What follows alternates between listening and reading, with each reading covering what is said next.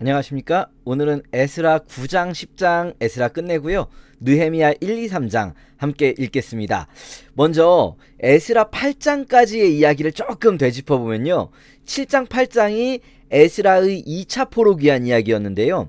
아닥사스다 왕 때에 에스라가 왕의 조서를 가지고 포로귀환, 2차 포로귀환을 이끌고 와서 8장에서 유다에 도착해서 아닥사스다 왕이 명령한 대로 강서편의 총독들이 이 유다의 성전에서 드려지는 예배 제사를 돕게 했다. 여기까지. 그러니까 8장까지 도착한 거예요. 그럼 이제 도착한 후에 9장이 이제 도착 후에 어떤 일이 있었는가를 우리가 볼 차례가 되는 겁니다. 자, 이 일 후에 방백들이 내게 나와 이르되, 자 보세요. 방백이라고 하면 이제 뭡니까? 고위 관료들이잖아요. 에스라라는 사람이 유대인으로서 제사장 가문, 대제사장 가문이죠, 이 사람. 그것도 높은데 사실 그보다 더 중요한 게 아닥사스다 왕의 총애를 받는 사람이에요.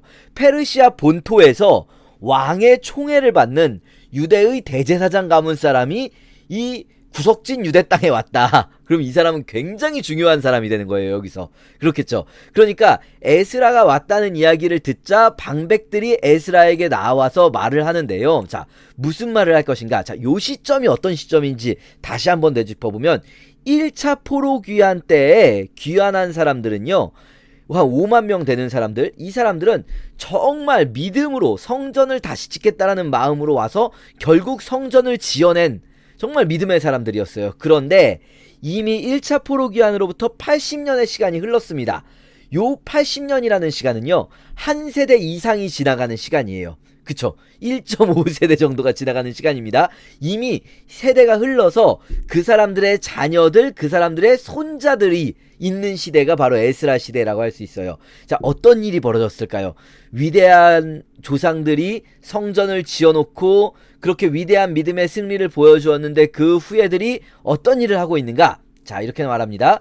이스라엘 백성과 제사장들과 레위 사람들이 이 땅 백성들에게서 떠나지 않고, 이 땅 백성들에게서 떠나지 않았다. 무슨 말인가? 가나안 사람들, 헷 사람들, 브리스 사람들, 여부스 사람들, 암몬 사람들, 모압 사람, 애굽 사람, 아모리 사람의 가증한 일을 행하여 그들의 딸을 맞이하여 아내와 며느리로 삼아서 거룩한 자손이 그 지방 사람들과 섞이게 했다라는 거예요. 자, 무슨 말입니까? 이방인들과 결혼을 했다는 거예요. 그런데 이방인들과 결혼하는 것이 단순히 결혼의 문제가 아니라 그 이방인들의 가증한 행위들을 같이 하고 있다라는 거죠.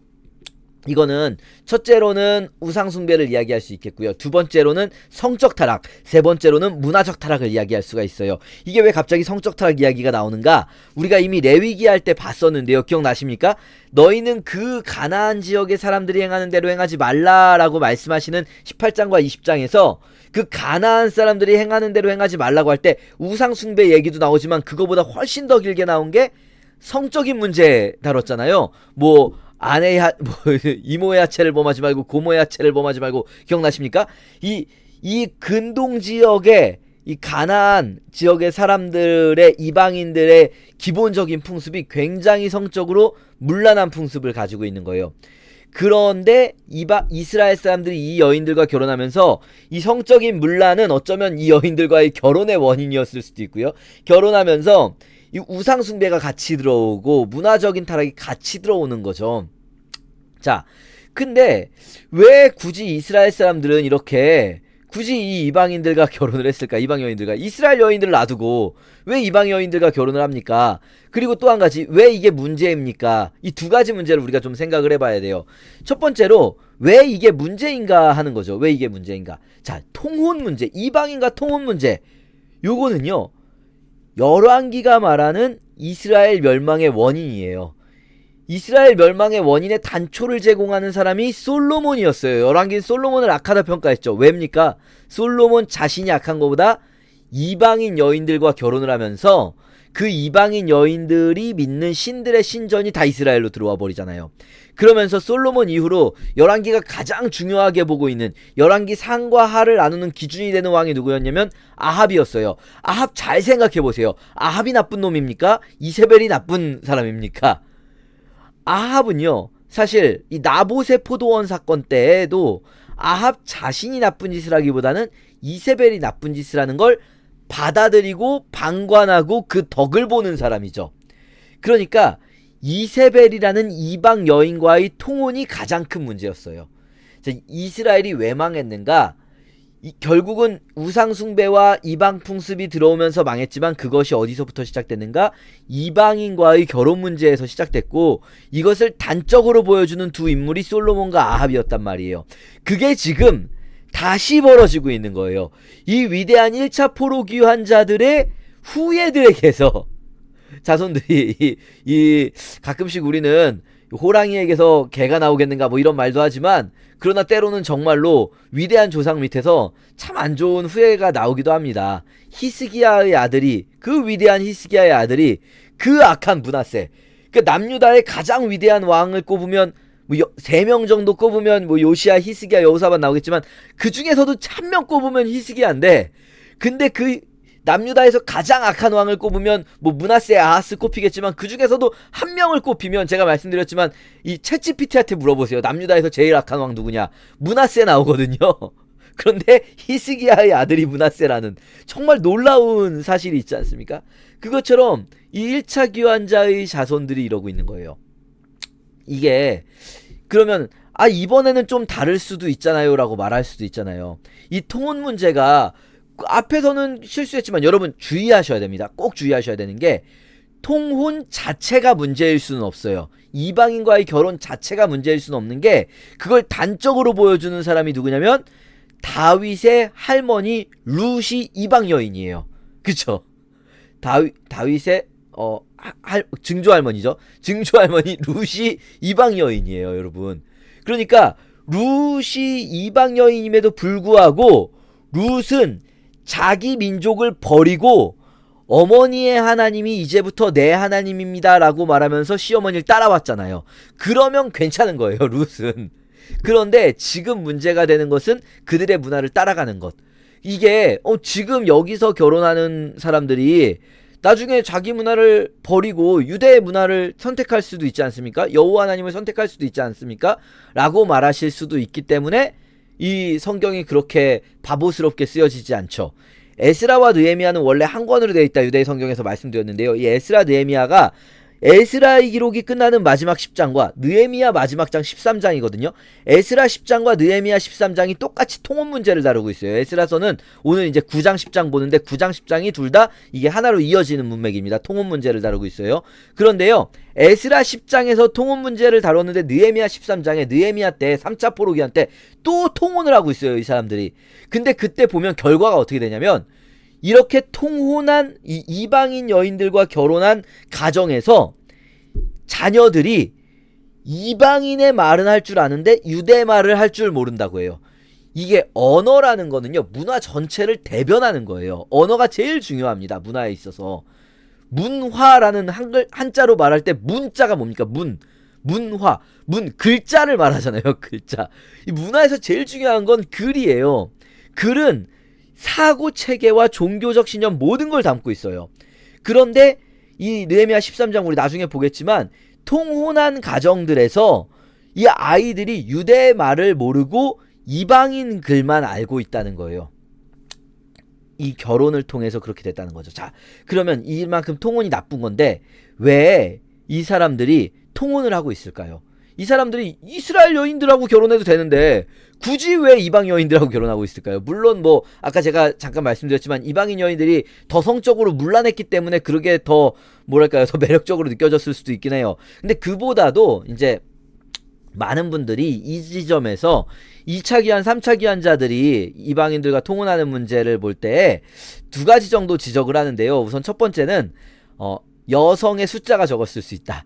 왜냐면요, 여러분, 이 1차 귀환자들 생각해 볼게요. 1차 귀환자들 남성이 많았을까요? 남녀 성비가 비슷했을까요? 1차 귀환, 이 귀환이라는 게 쉬운 일이 아니란 말이에요. 이 사람들 뭐하러 왔습니까? 성전 지으러 오는 거잖아요. 아마도 남성이 압도적으로 많았을 거예요. 여성 자체가 부족했을 수 있다, 이스라엘 사람으로는. 그렇기 때문에 이 사람들이 결혼을 하려다 보니까 이방인 여인들을 받아들여야 하는 문제가 생겼을 수 있다. 이렇게 본다면 그러면 룻의 사례가 되도록 만들었어야 되는데 그렇지 못하고 이들 오히려 이 이방인들의 문화에 젖어든 게 더 문제다라고 볼 수가 있어요. 룻의 사례로 만들었으면 괜찮았을 텐데. 근데 사실 이게 그래서 결혼을 한 거면, 만약에 이스라엘 사람들이 주도권을 가지고 있고 이스라엘 남성들이 주도권을 가지고 있고 이방인 여인과 그냥 이방인 아무 여인이나 결혼을 한 거라면 왜 굳이 유대말을 할 줄 모르고 자녀들이 유대말을 할 줄 모르고 이방인 말만 할 줄 알았을까요? 이건 이상하잖아요. 그래서 또 보면은 여기서 그러면 누가 주로 이방인 여인들과 결혼했냐? 방백들과 고관들이 더욱 으뜸이 되었다라고 나와요. 그러니까 일반 백성들도 이방인 여인들과 결혼을 했지만 특별히 방백들과 고관들이 이방인 여인들과 결혼했대요. 그러면 이거는 이스라엘 여인의 숫자가 부족해서라는 말하고는 조금 달라요. 이스라엘 여인과 결혼하고 싶지만 숫자가 부족해서 이방인 여인과 결혼했다고 하면 방백들과 고관들은 이스라엘 여인들과 결혼하고, 그리고 이 신분이 낮은 사람일수록 이방인 여인과 결혼해야 그게 말이 맞죠. 근데 이건 좀 말이 안 돼요. 방백들과 고관들이 더 으뜸이 됐다라고 할 때, 그러니까 여성의 성비가 낮아서도 하나의 원인일 수는 있지만 그게 메인일 수가 없다는 거예요. 왜 방백들과 고관들이 더 으뜸으로 결혼을 하는가? 자, 요거는요 어떻게 생각하시면 좋다고 보냐면, 자 보세요. 남유다는 바벨론에게 멸망하면서 파괴됐어요. 그런데요, 남유다를 제외한 주변 모든 나라들은 아시리아에게 먼저 멸망당했어요. 남유다만 남았었습니다, 아시리아에게서. 그러니까 바벨론 시대에는 이미 북이스라엘을 비롯한 나머지 지역들은 재건이 되고 있는 상황이었어요. 그래서 바벨론에 의해서 멸망하게 되는, 물론 이제 두로와 시돈은 조금 다릅니다. 두로와 시돈도 버텼어요. 그러니까 두로와 시돈 말고 여기 나오는 사람들은 그래서 보면은 두로와 시돈 얘기는 없어요. 그쵸? 이 지역 사람들은 아시리아에게 먼저 망했던, 심지어 이집트도 아시리아한테 망했거든요. 그러니까 바벨론이 얘네들하고 일일이 싸워서 정복한 게 아니라 바벨론이 아시리아를 무너뜨리면서 자연스럽게 바벨론 영토로 편입된 사람들이에요, 이 사람들은. 그런데 남유다는 바벨론에게 파괴가 됐죠. 무슨 말씀 드리려고 하는가? 바벨론이 포로로 끌고 간 남유다 백성들 이후에 이 지역에 남아있는 남유다 사람들은 사실상 이 가난한 자들이었어요. 그럼 그 땅을 이스라엘 사람들이 차지했을까요? 아니에요. 이스라엘 사람들이 차지하지 않고 이 지역을 이방인들이 차지합니다. 이스라엘 사람들은 여전히 남아서 농부 일들을 하고 있지만, 이거는 에스겔서에 실제 이 예언이 나옵니다. 이 이스라엘에 남아있는 사람들이 이 땅을 차지하지 못하게 할 것이다 라고 에스겔서에 예언이 있거든요. 32장이에요. 자, 어쨌든 그건 에스겔서 볼 때 볼 거예요. 이스라엘에 남아있는 이 농사 짓는 일반 백성들이 이스라엘 땅을 차지한 주인이 된 게 아니라, 이 사람들은 여전히 있지만 이 땅에 들어와서 주인 행세한 사람들은 이방 지역의 귀족들이에요. 이방 지역의 귀족들이 이 땅에 들어와서 자기들이 땅 주인 행세를 하고 있단 말이에요. 그러면서 이 땅에 사는 이 농사 짓는 이스라엘 백성들은 그들의 밑에 있는 하층민을 차지하게 된 거예요. 자, 이런 상황에서 이스라엘의 유대인 포로 귀환자들은 원래 유대의 귀족 출신들이에요. 더더군다나 이들은 페르시아 정부의 이 지원을 받고 있는 유대인 귀족 출신들이 왔어요. 근데 보니까 여기에 우리가 와서 보니까 여기 땅에 살고 있는 사람들, 이미 마치 페르시아의 지방 호족 세력처럼 이 지역 귀족들이 있는 거예요. 그러면 이 유대의 방백 가문, 귀족 가문들은 이스라엘 여인들보다는, 특히 이스라엘 여인들은 가난한 땅에 이 농사 짓는 이런 백성들이 이스라엘 여인들인 거예요. 이스라엘 여성의 숫자를 부족하다라고 볼 때는요, 귀환한 여성의 숫자를 말할 때는 부족하다고 볼 수 있겠죠. 하지만 이 땅에 원래 남아있던 이스라엘 백성들 있지 않습니까? 거기는 성비가 부족할 이유가 없죠. 하지만 이들과 결혼시키기보다는, 그러니까 땅의 백성들이라고 부르는 하층민 이스라엘 백성과 결혼시키기보다는 이 땅에 살고 있는 이방인 귀족들과 결혼을 시키는 거예요. 그러다 보니 이스라엘 사람이 갑이 아니라 이 땅의 호족들이 있단 말이죠. 이 호족 세력을 차지하고 있는 이런 사람들이 갑이 되는 거예요. 그러니까 결혼을 시켰는데 이 집안에서 유대말을 가르치지 않고 아이에게 이방말을 가르쳐요. 물론 기본적 언어는 전부 일상 용어는 아람어예요. 그래서 이방말을 잘했다는 게 아니라 요거를 여러분께 한번 보여드리고 넘어가면 나중에 다시 볼 거지만 느헤미야 13장에서 어떻게 나오냐면 그들의 자녀가 이 이방, 여기 아스돗을 대표로 말했지만 아스돗과 암몬과 모압 이렇게 나오는데 이쪽 이방 말은 절반쯤은 하여도 유다 말은 아예 못한다 이렇게 말하잖아요. 이게 뭐냐면은 실제로 이들의 일상 언어는 이미 전부 다 바벨론 포로기 이후에 아람어라는 언어가 돼요. 고대 시리아어입니다. 아람어가 완전 전부 다 이 페르시아 제국의 공용어가 되는데 아람어를 일상에서 써요. 그렇지만 이 이방말도 가르쳤다는 거예요. 집에서는 자기네 민족 엄마네 민족 말이야 하면서. 근데 유다말은 아예 가르치지 않았다라는 거예요. 그것은 이 여인들과의 결혼이 이 여인들이 그냥 지위가 낮은 여인들이 아니라 이 지방 호족 행세를 하는 이방인들 이라고 할 수 있는 거죠. 자, 다시 에스라서로 돌아와서요. 지금 우리가 9장 2절에서 못 넘어가고 있는데요. 예, 2절에서 못 넘어가는 이유가 이 통혼 문제가 이 에스라서와 느헤미야서의 맨 마지막을 장식하는 굉장히 중요한 이슈이기 때문에 지금 좀 자세히 설명을 드렸습니다. 이들이 결국 통혼을 하게 된 것은 하나님의 백성인 이스라엘 백성과 결혼을 할 수도 있었음에도 불구하고 자신들의 어떤 뭐랄까요? 자신들의 지위, 사회적 지위나 이런 것들을 높이는 것을 결혼을 이용하는 부분들이 있는 거예요.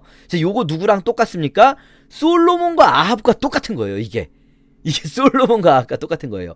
그러니까 우리가 룻과 결혼하는 문제를 가지고 뭐라고 하지 않잖아요. 왜냐면 룻은 어떤 그걸 다 버리고 온 사람이잖아요. 그런데 이 솔로몬이나 아합 그들과 같은 지금 이 상황은 뭐냐면요. 우리식으로 말한다면 우리가 세상에서 살아가면서 때로는 어떤 세상과 같은 방법을 취할 수 있는 때도 있어요. 그건 뭐냐면 우리의 중심을 명확히 지키고 있는 상황에서 세상과 소통하기 위해서 우리가 세상을 품을 수 있습니다. 제가 오늘 이런 이야기를 들었어요.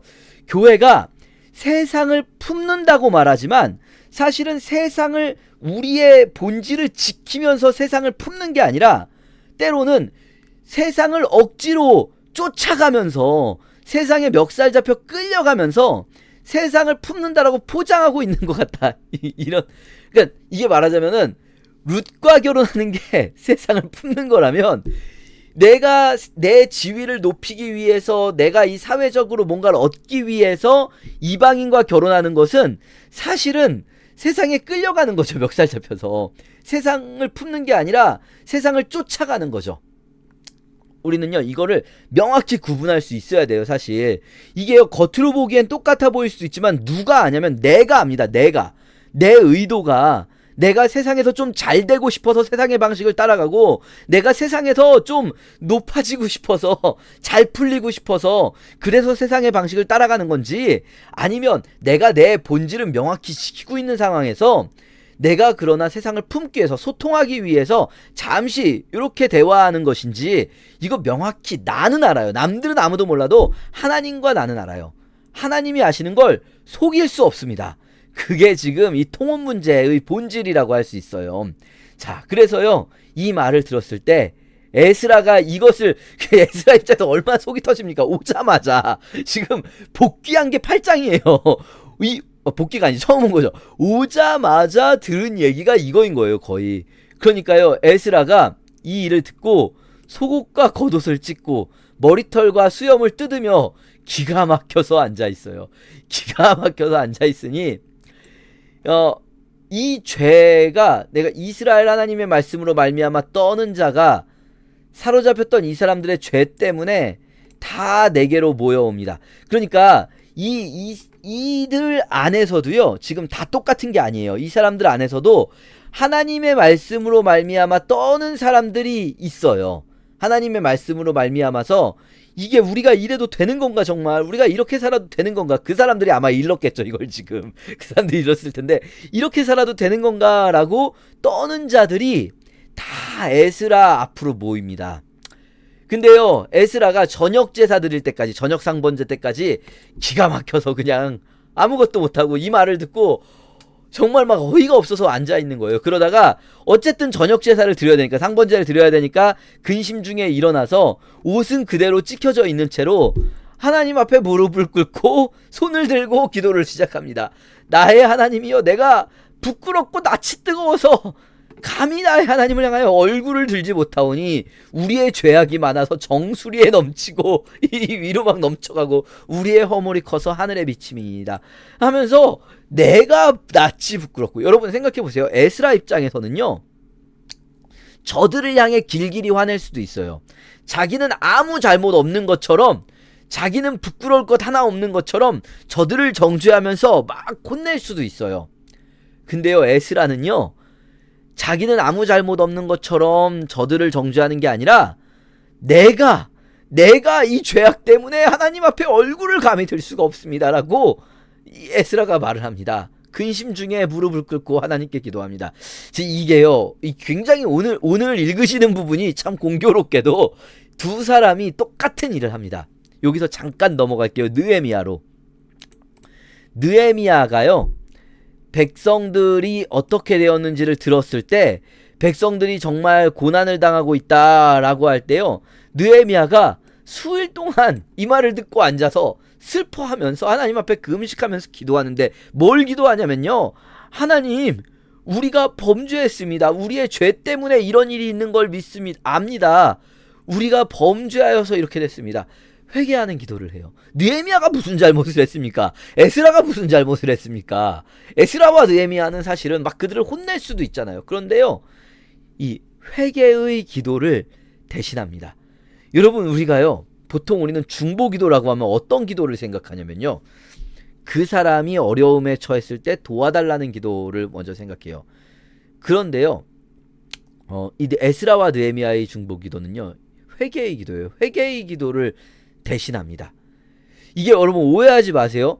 회개를 대신해 줄 수가 있는가 할 때, 이 회개라는 것이 만약에 그래서 회개해가지고 죄가 완전히 없어지고 죄의 대가를 피하게 되는 그런 종류의 회개는 대신해 줄 수가 없어요. 무슨 말이냐면, 에스라와 느헤미야가 회개한다고 해서, 에스라와 느헤미야가 회개의 기도를 대신한다고 해서 백성들이 돌이키지 않았는데 문제가 해결되지 않아요.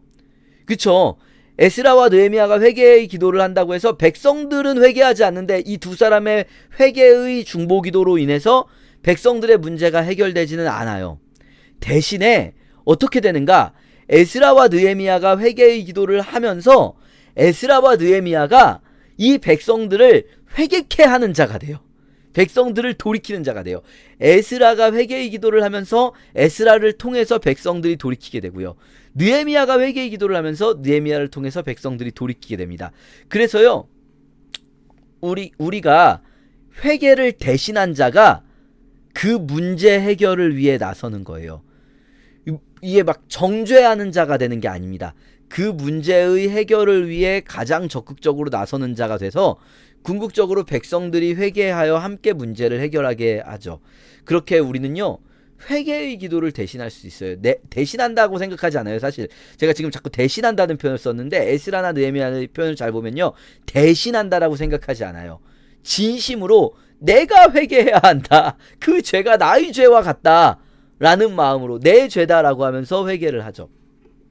그렇게 회개하는 자, 그렇게 중보기도하며 대신 회개하는 자를 통해서 하나님이 일하십니다. 오늘날 우리들도 그렇게 누군가가 이 죄로 인해 공경에 처한 모습을 볼 때 우리는 얼마나 쉽게 정죄합니까? 얼마나 쉽게 그 사람 이거 잘못해서 그런 거야, 내가 보니까 이 사람, 내가 그 사람 위해 기도는 해주지만, 내가 이 문제 해결하게 해달라고 하나님께 기도는 하고 있지만, 사실 이 사람 이것 때문에 그런 건데 이게 해결 안 되면 이게 안 되는데, 이렇게 자기는 전혀 그런 잘못 없는 사람처럼 말하죠. 그러면 안 되는 거죠. 우리가 해야 할 일은 우리가 회개하는 거예요. 우리가 그 문제 붙들고 회개할 때 하나님이 그때 나를 그냥 단순히 그 사람의 문제를 해결해달라고 기도만 하는 사람이 아니라 그 문제를 위해 발벗고 나서는 자로 세워주십니다. 물론 또 발벗고 나서는 자가 되기 싫으실 수도 있긴 합니다. 예. 자, 다시 에스라 9장으로 와서요. 9장은 전부 다 그 회개의 기도와 통혼에 대한 참회의 기도인데요, 그거에서 조금 이 어려운 표현만 몇 가지 짚고 넘어갈게요. 예를 들면 우리를 그 거룩한 처소에 박힌 목과 같게 하셨다라는 말은요, 이 거룩한 처소가 뭡니까, 여러분? 성막 이야기하는 거예요. 텐트, 성막. 그 못이라는 게 뭐냐면요, 이 못이라고 쓰인 히브리어가 그냥 일반 못 말하는 게 아니라 텐트 고정하는 못 말하는 겁니다. 그 이렇게 텐트 이렇게 박아가지고 땅에 박는 못 있잖아요. 그러니까 우리를 그 하나님의 처소에 단단히 고정되어 있는 그 못처럼 우리를 지켜주셨다. 하나님 안에서 벗어나지 않게 얼마간은 적어도 우리의 중에 얼마를 하나님이 지켜주셨다. 이런 표현인데요. 조금 어려운 표현이니까 설명을 드렸고요. 또 여기서 이런 표현도 나와요. 전에 주께서 선지자들에게 명령하실 때 너희가 가서 얻으려 하는 땅은 더러운 땅이다. 이 더럽고 가증한 일을 행하는 땅이다 라고 하는데, 이 땅 가나안 땅에 대해서요, 젖과 꿀이 흐르는 땅이라고 표현된 부분도 있지만 이렇게 그 가나안 땅이 더러운 땅이라고 표현된 부분들도 중간중간 여러 군데 나옵니다. 신명기라든지 이런 부분들에서요. 그래서 이사야서에도 있고요. 요런 표현들 여기에 그냥 이렇게 뭉뚱그려져 있다라고 볼 수가 있겠습니다. 자, 어쨌든 그런 곳에서 우리가 통혼을 했다. 하나님, 우리 약한 행실을 정말 회개합니다. 이런 기도가 이제 9장에 있고요. 10장에서 에스라가 울면서 기도할 때 백성들이 통곡을 합니다. 이 한 사람의 진심 어린 회개가 이 백성들의 회개 운동을 일으켜요.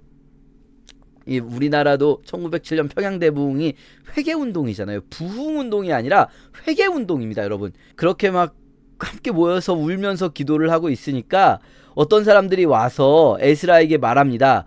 우리가 범죄하여 이방 여자를 맞이하여 아내로 삼았으나 이스라엘에게 아직 소망이 있습니다 라고 말해요. 소망이 있습니다. 왜 그러냐면 교훈을 따르며 우리 하나님의 명령을 떨며 준행하는 자의 가르침을 따라. 지금 여기서 우리 하나님의 명령을 떨며 준행하는 자의 가르침이 누구 말하는 걸까요? 에스라와, 그리고 에스라와 함께 있는 사람들, 아까 하나님의 가르침에 떠는 사람들이 있다고 말씀드렸잖아요.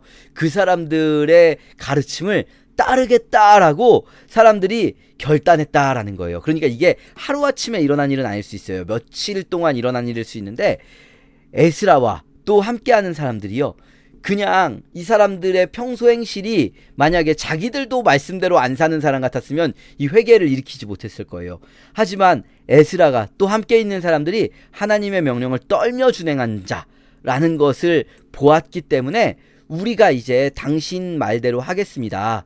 율법대로 다시 언약을 바로 세우겠습니다. 그런데 이것은 당신이 하실 일입니다. 당신이 주관해서 할 일이니까 에스라가 왜냐면은 학사이며 제사장이잖아요.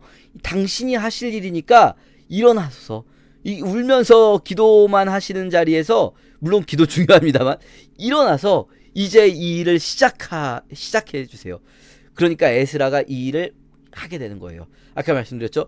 회개하는 기도를 하는 자, 울며 회개하는 자가 실제로 이 문제를 가지고 기도만 하는 게 아니라 이 문제를 해결하기 위해 발벗고 나서는 사람이 되는 겁니다. 일어나소서, 우리가 함께 하겠습니다. 우리가 도우리니 힘써 행하소서.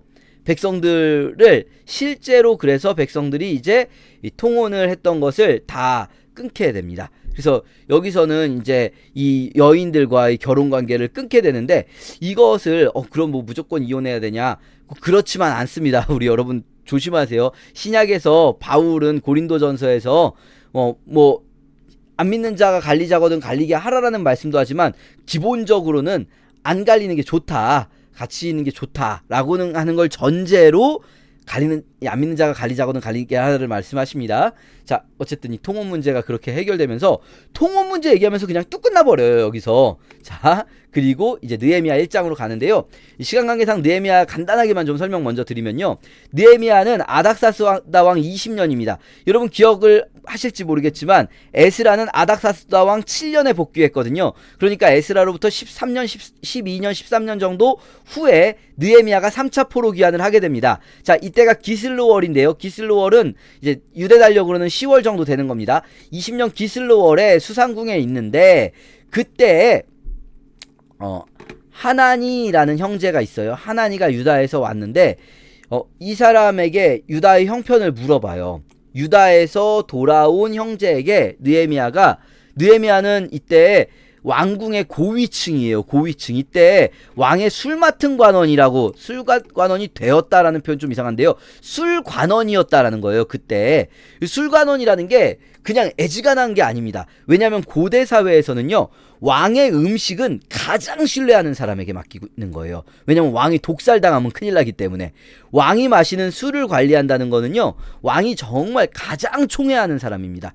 그래서요, 우리나라도 조선시대, 뭐 그렇게까지 고대로 안 가도 조선시대에만 해도요, 영의정만큼 높은 사람이 누굽니까? 이거 사극 안 보시는 사람은 영의정이 제일 높은 줄 아는데 학교 때 그렇게 배워가지고, 사극 보시는 사람은 아시죠? 영의정만큼이나 높은 게 도승지거든요.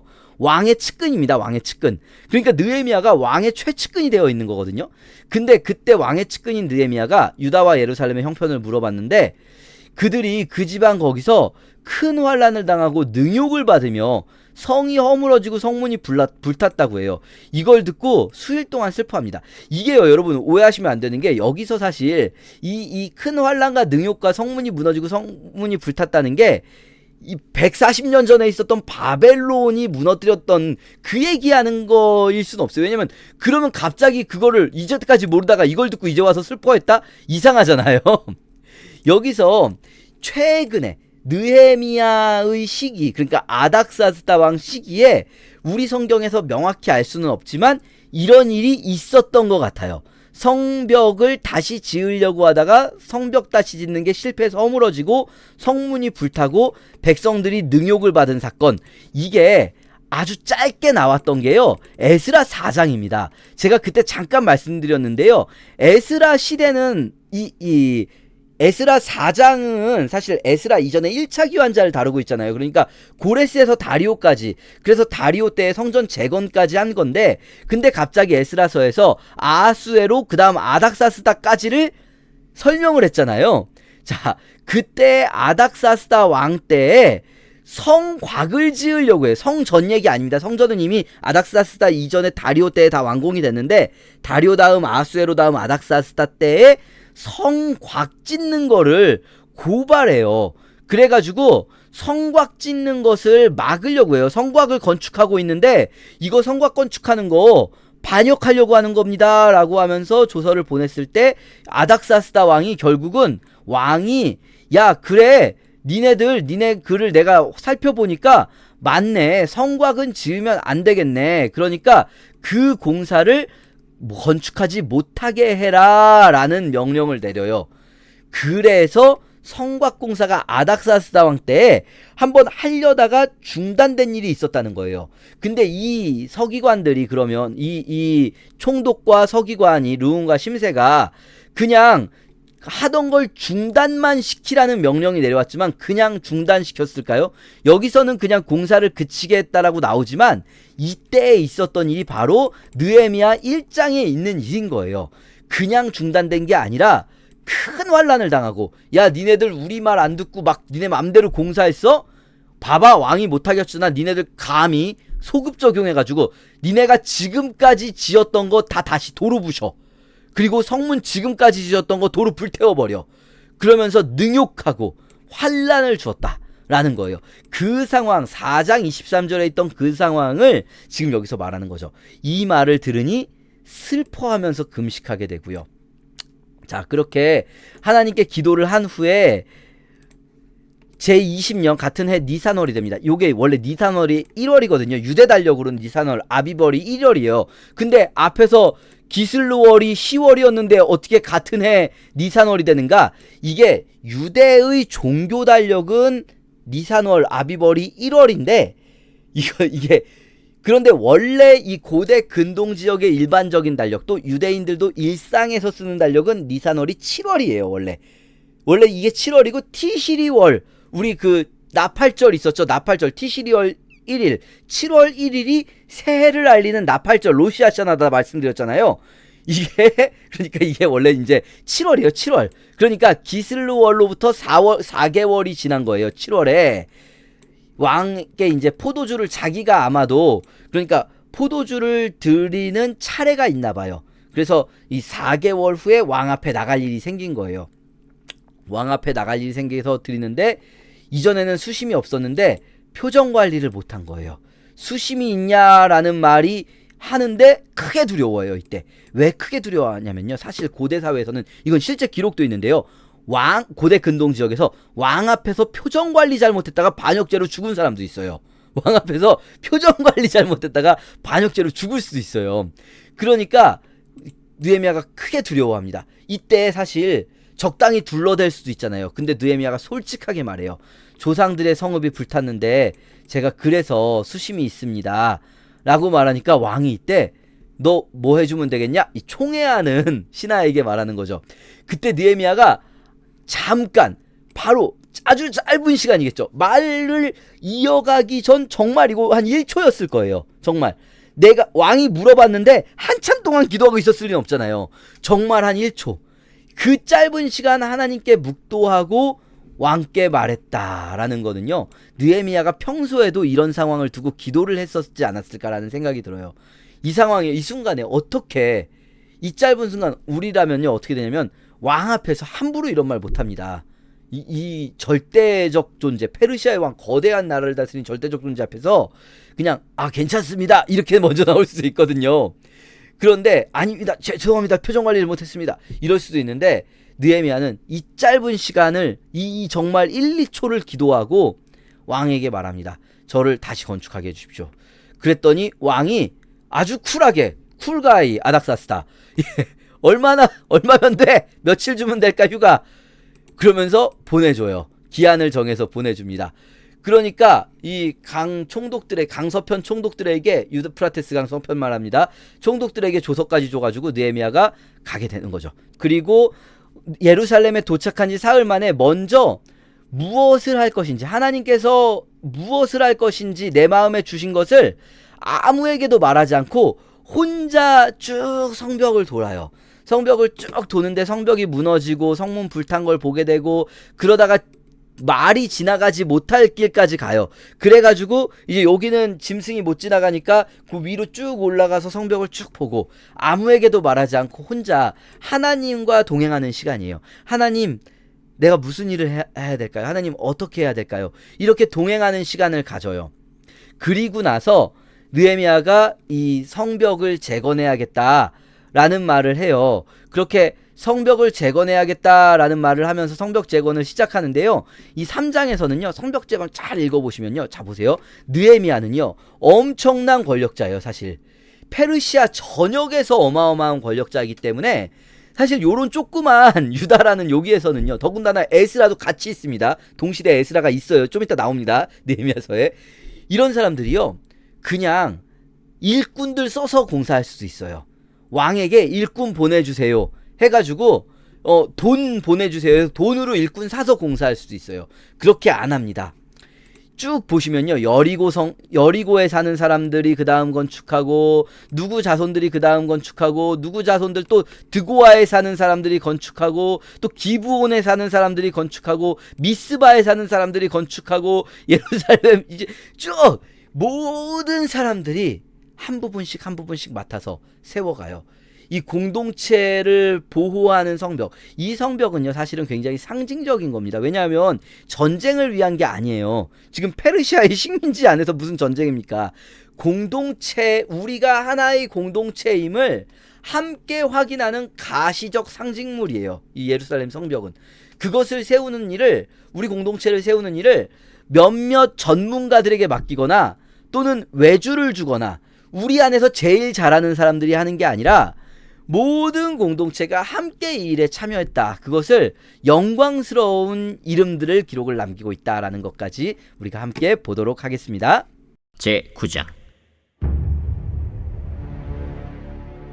이 일 후에 방백들이 내게 나와 이르되, 이스라엘 백성과 제사장들과 레위 사람들이 이 땅 백성들에게서 떠나지 아니하고 가나안 사람들과 헷 사람들과 브리스 사람들과 여부스 사람들과 암몬 사람들과 모압 사람들과 애굽 사람들과 아모리 사람들의 가증한 일을 행하여 그들의 딸을 맞이하여 아내와 며느리로 삼아 거룩한 자손이 그 지방 사람들과 서로 섞이게 하는데 방백들과 고관들이 이 죄에 더욱 으뜸이 되었다 하는지라.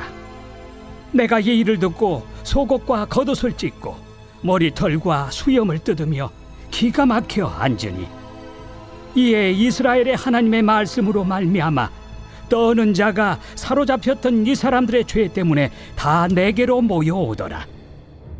내가 저녁 제사 드릴 때까지 기가 막혀 앉았더니 저녁 제사를 드릴 때에 내가 근심 중에 일어나서 속옷과 겉옷을 찢은 채 무릎을 꿇고 나의 하나님 여호와를 향하여 손을 들고 말하기를, 나의 하나님이여, 내가 부끄럽고 낯이 뜨거워서 감히 나의 하나님을 향하여 얼굴을 들지 못하오니 이는 우리 죄악이 많아 정수리에 넘치고 우리 허물이 커서 하늘에 미침이니이다. 우리 조상들의 때로부터 오늘까지 우리의 죄가 심하매 우리의 죄악으로 말미암아 우리와 우리 왕들과 우리 제사장들을 여러 나라 왕들의 손에 넘기사 칼에 죽으며 사로잡히며 노략을 당하며 얼굴을 부끄럽게 하심이 오늘날과 같으니이다.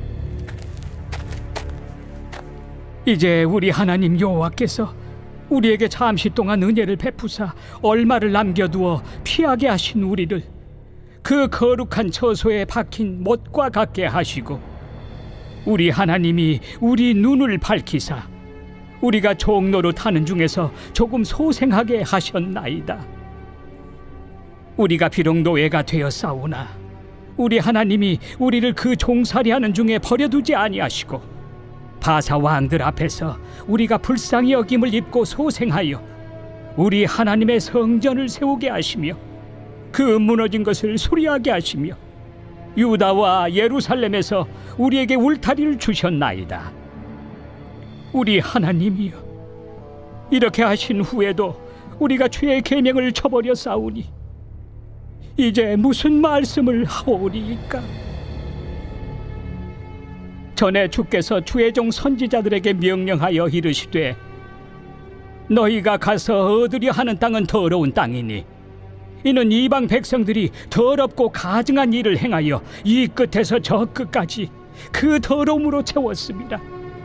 그런즉 너희 여자들을 그들의 아들들에게 주지 말고 그들의 딸들을 너희 아들들을 위하여 데려오지 말며 그들을 위하여 평화와 행복을 영원히 구하지 말라. 그리하면 너희가 왕성하여 그 땅의 아름다운 것을 먹으며 그 땅을 자손에게 물려주어 영원한 유산으로 물려주게 되리라 하셨나이다. 우리의 악한 행실과 큰 죄로 말미암아 이 모든 일을 당하였사오나 우리 하나님이 우리 죄악보다 형벌을 가볍게 하시고 이만큼 백성을 남겨주셨사오니 우리가 어찌 다시 주의 계명을 거역하고 이 가증한 백성들과 통혼하오리이까? 그리하면 주께서 어찌 우리를 멸하시고 남아 피할 자가 없도록 진노하시지 아니하시리이까?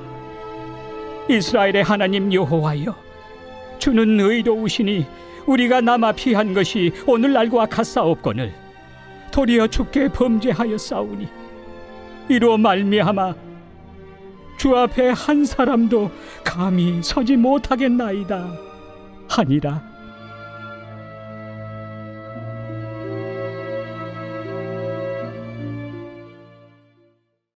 제10장.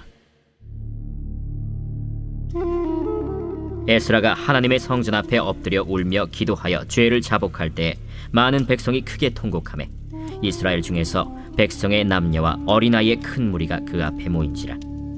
엘람 자손 중 여히엘의 아들 스가냐가 에스라에게 이르되 우리가 우리 하나님께 범죄하여 이 땅 이방 여자를 맞이하여 아내로 삼았으나 이스라엘에게 아직도 소망이 있나니 곧 내 주의 교훈을 따르며 우리 하나님의 명령을 떨며 준행하는 자의 가르침을 따라 이 모든 아내와 그들의 소생을 다 내보내기로 우리 하나님과 언약을 세우고 율법대로 행할 것이라. 이는 당신이 주장할 일이니 일어나소서. 우리가 도우리니 힘써 행하소서. 이에 에스라가 일어나 제사장들과 레위 사람들과 온 이스라엘에게 이 말대로 행하기를 맹세하게 하매 무리가 맹세하는지라. 이에 에스라가 하나님의 성전 앞에서 일어나 엘리야십의 아들 여호하난의 방으로 들어가니라. 그가 들어가서 사로잡혔던 자들의 죄를 근심하여 음식도 먹지 아니하며 물도 마시지 아니하더니 유다와 예루살렘에 사로잡혔던 자들의 자손들에게 공포하기를 너희는 예루살렘으로 모이라. 누구든지 방백들과 장로들의 훈시를 따라 3일 내에 오지 아니하면 그의 재산을 정몰하고 사로잡혔던 자의 모임에서 쫓아내리라. 유다와 베냐민 모든 사람들이 3일 내에 예루살렘에 모이니 때는 아홉째 달 20일이라. 무리가 하나님의 성전 앞 광장에 앉아서 이 일과 큰 비 때문에 떨고 있더니 제사장 에스라가 일어나 그들에게 이르되, 너희가 범죄하여 이방 여자를 아내로 삼아 이스라엘의 죄를 더하게 하였으니 이제 너희 조상들의 하나님 앞에서 죄를 자복하고 그의 뜻대로 행하여 그 지방 사람들과 이방 여인을 끊어버리라. 모든 회중이 큰 소리로 대답하여 이르되, 당신의 말씀대로 우리가 마땅히 행할 것이니이다. 그러나 백성이 많고 또 큰 비가 내리는 때니 능히 밖에 서지 못할 것이요, 우리가 이 일로 크게 범죄하였은즉 하루 이틀에 할 일이 아니오니 이제 온 회중을 위하여 우리의 방백들을 세우고 우리 모든 성읍에 이방 여자에게 장가든 자는 다 기한에 각고 올해 장로들과 재판장과 함께 오게 하여 이 일로 인한 우리 하나님의 진노가 우리에게서 떠나게 하소서. 하나 오직 아사헬의 아들 요나단과 디과의 아들 야스야가 일어나 그 일을 반대하고 무슬람과 레위 사람 삽부대가 그들을 돕더라. 사로잡혔던 자들의 자손이 그대로 한지라. 제사장 에스라가 그 종족을 따라 각각 지명된 족장들 몇 사람을 선임하고 10째 달 초하루에 앉아 그 일을 조사하여 첫째 달 초하루에 이르러 이방 여인을 아내로 맞이한 자의 일 조사하기를 마치니라. 제사장의 무리 중에 이방 여인을 아내로 맞이한 자는 예수와 자손 중 요사닥의 아들과 그의 형제 마세야와 엘리에셀과 야립과 그달랴라.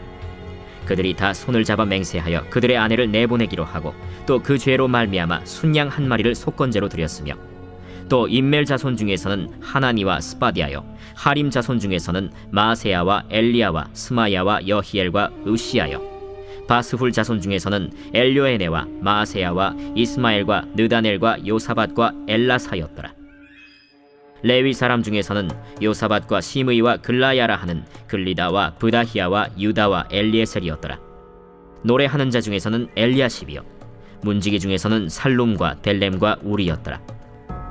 이스라엘 중에서는 바로스 자손 중에서는 라мя와 이시야와 말기야와 미야민과 엘르아살과 말기야와 브나야요 엘람 자손 중에서는 마따냐와 스가랴와 여히엘과 압디와 여레못과 엘리야요 삿두 자손 중에서는 엘료에네와 엘리야십과 마따냐와 여레못과 사밧과 아시사요 베베 자손 중에서는 여호하난과 하나냐와 삽베와 아들레요 바니 자손 중에서는 무슬람과 말룩과 아다야와 야숲과 스알과 여레못이요 바한 모압 자손 중에서는 안나와 글랄과 브나야와 마세야와 마따냐와 브살렐과 빈누이와 므낫세요 하림 자손 중에서는 엘리에셀과 이시야와 말기야와 스마야와 시므온과 베냐민과 말룩과 스마리아요 하숨 자손 중에서는 마뜨네와 마따따와 사밧과 엘리벨렛과 여레메와 므낫세와 시므이요 바니 자손 중에서는 마데와 아므람과 우엘과 브나야와 베드야와 글루히와 와냐와 무레못과 에리아십과 마따냐와 마뜨네와 야수와 바니와 빈누이와 시므이와 셀레미아와 나단과 아다야와 막나드베와 사세와 사레와 아사렐과 셀레미아와 스마리아와 살룸과 아마랴와 요셉이요 느보 자손 중에서는 여이엘과 마띠디아와 사밧과 스비네와 잇도와 요엘과 브나야더라. 이상은 모두 이방 여인을 아내로 맞이한 자라. 그 중에는 자녀를 낳은 여인도 있었더라.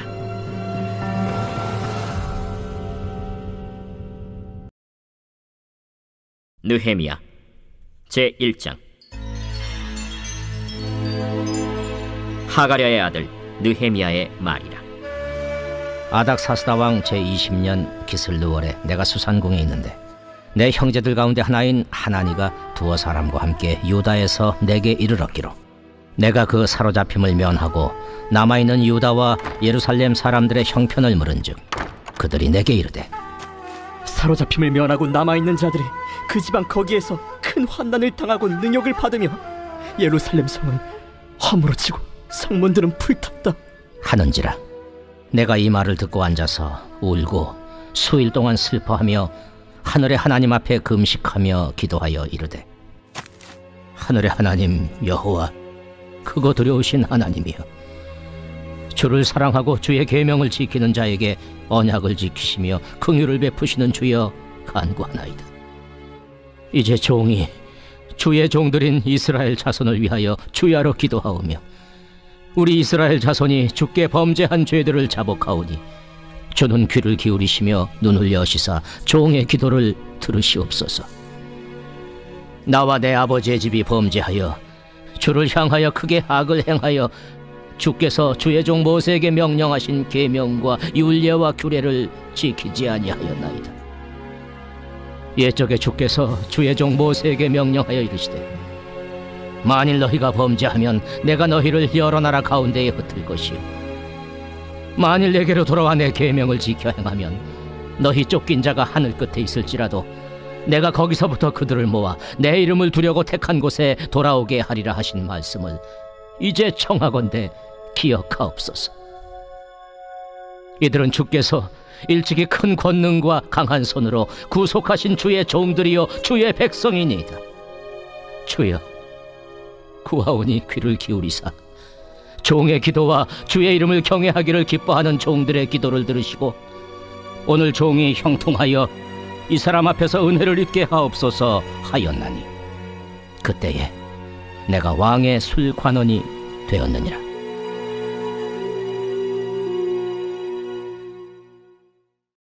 제2장. 아닥사스다 왕 제20년 니산월에 왕 앞에 포도주가 있기로 내가 그 포도주를 왕에게 드렸는데 이전에는 내가 왕 앞에서 수심이 없었더니 왕이 내게 이르시되 내가 병이 없거늘 어찌하여 얼굴에 수심이 있느냐? 이는 필연 내 마음에 근심이 있음이로다. 하더라. 그때 내가 크게 두려워하여 왕께 대답하되 왕은 만세수를 하옵소서. 내 조상들의 묘실 있는 성읍이 이제까지 황폐하고 성문이 불탔사오니 내가 어찌 얼굴에 수심이 없사오리이까 하니 왕이 내게 이르시되 그러면 내가 무엇을 원하느냐? 하시기로 내가 곧 하늘의 하나님께 묵도하고 왕에게 아뢰되 왕이 만일 좋게 여기시고 종이 왕의 목전에서 은혜를 얻었사오면 나를 유다 땅 나의 조상들의 묘실 있는 성읍에 보내어 그 성을 건축하게 하옵소서 하였는데 그때 왕후도 왕 곁에 앉아 있었더라. 왕이 내게 이르시되 내가 몇 날에 다녀올 길이며 어느 때에 돌아오겠느냐? 하고 왕이 나를 보내기를 좋게 여기시기로 내가 기한을 정하고 내가 또 왕에게 아뢰되 왕이 만일 좋게 여기시거든 강 서쪽 총독들에게 내리시는 조서를 내게 주사 그들이 나를 용납하여 유다에 들어가기까지 통과하게 하시고 또 왕의 삼림감독 아삽에게 조서를 내리사 그가 성전에 속한 영문의 문과 성곽과 내가 들어갈 집을 위하여 들보롯을 제목을 내게 주게 하옵소서 하매 내 하나님의 선한 손이 나를 도우심으로 왕이 허락하고 군대 장관과 마병을 보내어 나와 함께하게 하시기로 내가 강 서쪽에 있는 총독들에게 이르러 왕의 조소를 전하였더니 호론 사람 산발락과 종이었던 암몬 사람 도비아가 이스라엘 자손을 흥왕하게 하려는 사람이 왔다 함을 듣고 심히 근심하더라. 내가 예루살렘에 이르러 머무른 지 사흘 만에 내 하나님께서 예루살렘을 위해 무엇을 할 것인지 내 마음에 주신 것을 내가 아무에게도 말하지 아니하고 밤에 일어나 몇몇 사람과 함께 나갈새 내가 탄 짐승 외에는 다른 짐승이 없더라.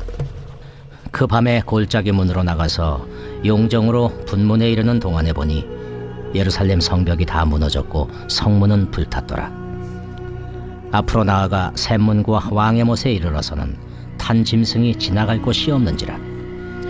그 밤에 시내를 따라 올라가서 성벽을 살펴본 후에 돌아서 골짜기 문으로 들어와 돌아왔으나 방백들은 내가 어디 갔었으며 무엇을 하였는지 알지 못하였고 나도 그 일을 유다 사람들에게나 제사장들에게나 귀족들에게나 방백들에게나 그 외에 일하는 자들에게 알리지 아니하다가 후에 그들에게 이르기를 우리가 당한 공경은 너희도 보고 있는 바라. 예루살렘이 황폐하고 성문이 불탔으니 자 예루살렘 성을 건축하여 다시 수치를 당하지 말자 하고 또 그들에게 하나님의 선한 손이 나를 도우신 일과 왕이 내게 이른 말씀을 전하였더니 그들의 말이 일어나 건축하자. 하고 모두 힘을 내어 이 선한 일을 하려 하매 호론 사람 산발락과 종이었던 암몬 사람 도비아와 아라비아 사람 게셈이 이 말을 듣고 우리를 업신여기고 우리를 비웃어 이르되 너희가 하는 일이 무엇이냐? 너희가 왕을 배반하고자 하느냐?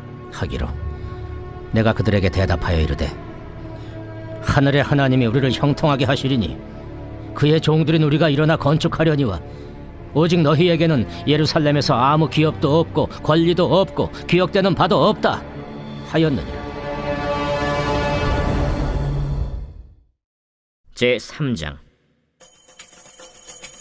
그때 대제사장 엘리야십이 그의 형제 제사장들과 함께 일어나 양문을 건축하여 성별하고 문짝을 달고 또 성벽을 건축하여 함메아 망대에서부터 하나넬 망대까지 성별하였고 그 다음은 여리고 사람들이 건축하였고 또 그 다음은 이므리의 아들 삭굴이 건축하였으며 어머는 하스나의 자손들이 건축하여 그 들보를 얹고 문짝을 달고 자물쇠와 빗장을 갖추었고 그 다음은 학고스의 손자 우리아의 아들 무레못이 중수하였고 그 다음은 무세사벨의 손자 베레가의 아들 무슬람이 중수하였고 그 다음은 바나의 아들 사독이 중수하였고 그 다음은 드고와 사람들이 중수하였으나 그 귀족들은 그들의 주인들의 공사를 분담하지 아니하였으며 옛모는 바세아의 아들 요야다와 부소드야의 아들 무슬람이 중수하여 그 들보를 얹고 문짝을 달고 자물쇠와 빗장을 갖추었고 그 다음은 기브온 사람 물라디아와 메로노 사람 야돈이 강서쪽 총독의 관할에 속한 기브온 사람들 및 미스바 사람들과 더불어 중수하였고 그 다음은 금장색 할헤야의 아들 우시엘 등이 중수하였고 그 다음은 향품 장사 하나냐 등이 중수하되 그들이 예루살렘의 넓은 성벽까지 하였고 그 다음은 예루살렘 지방의 절반을 다스리는 후르의 아들 르바야가 중수하였고 그 다음은 하루마베 아들 여다야가 자기 집과 마주대 한 곳을 중수하였고 그 다음은 하삼느아의 아들 핫드수가 중수하였고 하림의 아들 말기야와 바한 모압의 아들 핫습이 한 부분과 화덕망대를 중수하였고 그 다음은 예루살렘 지방 절반을 다스리는 할로헤스의 아들 살룸과 그의 딸들이 중수하였고 골짜기 문은 한운과 산호와 주민이 중수하여 문을 세우며 문짝을 달고 자물쇠와 빗장을 갖추고 또 분문까지 성벽 1000규빗을 중수하였고 분문은 베타게렘 지방을 다스리는 레갑의 아들 말게아가 중수하여 문을 세우며 문짝을 달고 자물쇠와 빗장을 갖추었고 샘문은 미스바 지방을 다스리는 고로세의 아들 살룬이 중수하여 문을 세우고 덮었으며 문짝을 달고 자물쇠와 빗장을 갖추고 또 왕의 동산 근처 셀라목가의 성벽을 중수하여 다윗 성에서 내려오는 층계까지 이르렀고 그 다음은 벳술 지방 절반을 다스리는 아스북의 아들 느헤미야가 중수하여 다윗의 묘실과 마주대 한 곳에 이르고 또 파서 만든 못을 지나 용사의 집까지 이르렀고 그 다음은 레이 사람 바니의 아들 루흠이 중수하였고 그 다음은 그일라 지방 절반을 다스리는 하사베아가 그 지방을 대표하여 중수하였고 그 다음은 그들의 형제들 가운데 그일라 지방 절반을 다스리는 헤나다세 아들 바웨가 중수하였고 그 다음은 미스바를 다스리는 예수아의 아들 에셀이 한 부분을 중수하여 성 구비에 있는 군기고 맞은편까지 이르렀고 그 다음은 삽베의 아들 바룩이 한 부분을 힘써 중수하여 성 구비에서부터 대제사장 엘리야십의 집문에 이르렀고 그 다음은 학고스의 손자 우리아의 아들 무레못이 한 부분을 중수하여 엘리야십의 집문에서부터 엘리야십의 집 모퉁이에 이르렀고 그 다음은 평지에 사는 제사장들이 중수하였고 그 다음은 베냐민과 핫습이 자기 집 맞은편 부분을 중수하였고 그 다음은 아나냐의 손자 마아세아의 아들 아사랴가 자기 집에서 가까운 부분을 중수하였고 그 다음은 헤나다세 아들 빈누이가 한 부분을 중수하되 아사랴의 집에서부터 성구비를 지나 성모퉁이에 이르렀고 우세의 아들 발랄은 성구비 맞은편과 왕의 윗궁에서 내민 망대 맞은편 곧 시위청에서 가까운 부분을 중수하였고 그 다음은 바로스의 아들 부다야가 중수하였고 그때의 느디님 사람은 오벨에 거주하여 동쪽 수문과 마주대한 곳에서부터 내민 망대까지 이르렀느니라. 그 다음은 드고아 사람들이 한 부분을 중수하여 내민 큰 망대와 마주대한 곳에서부터 오벨 성벽까지 이르렀느니라. 마문 위로부터는 제사장들이 각각 자기 집과 마주대한 부분을 중수하였고, 그 다음은 임멜의 아들 사독이 자기 집과 마주대한 부분을 중수하였고, 그 다음은 동문지기 스가냐의 아들 스마야가 중수하였고, 그 다음은 셀레마의 아들 하나냐와 살랍의 여섯째 아들 하눈이 한 부분을 중수하였고, 그 다음은 베레가의 아들 무슬람이 자기의 방과 마주대한 부분을 중수하였고, 그 다음은 금장색 말기야가 한밉갓 문과 마주대한 부분을 중수하여 느디님 사람과 상인들의 집에서부터 성모퉁이 성루에 이르렀고, 성모퉁이 성루에서 양문까지는 금장색과 상인들이 중수하였느니라.